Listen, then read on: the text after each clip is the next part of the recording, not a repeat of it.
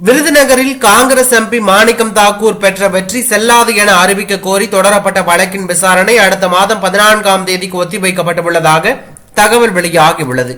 நடந்து முடிந்த மக்களவை பொதுத் தேர்தலில் விருதுநகர் மக்களவை தொகுதியில் போட்டியிட்டு வெற்றி பெற்ற காங்கிரஸ் எம்பி மாணிக்கம் தாக்கூரின் வெற்றிக்கு எதிராக சென்னை உயர்நீதிமன்றத்தில் அவரை எதிர்த்து போட்டியிட்ட தேமுதிக வேட்பாளர் விஜயபிரபாகரன் வழக்கு தொடர்ந்திருந்தார்.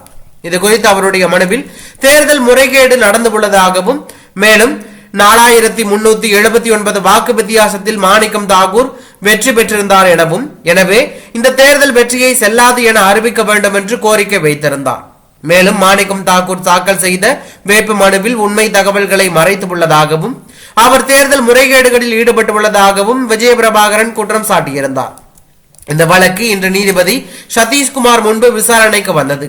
வழக்கை விசாரணை செய்த நீதிபதி வழக்கு குறித்து தேர்தல் ஆணையமும் மாணிக்கம் தாக்கூரும் பதிலளிக்க கோரி உத்தரவிட்டு வழக்கின் விசாரணையை வருகின்ற அக்டோபர் மாதம் 14ஆம் தேதிக்கு தள்ளி வைத்து உத்தரவிட்டுள்ளதாக தகவல் வெளியாகி பரபரப்பை ஏற்படுத்தியுள்ளது.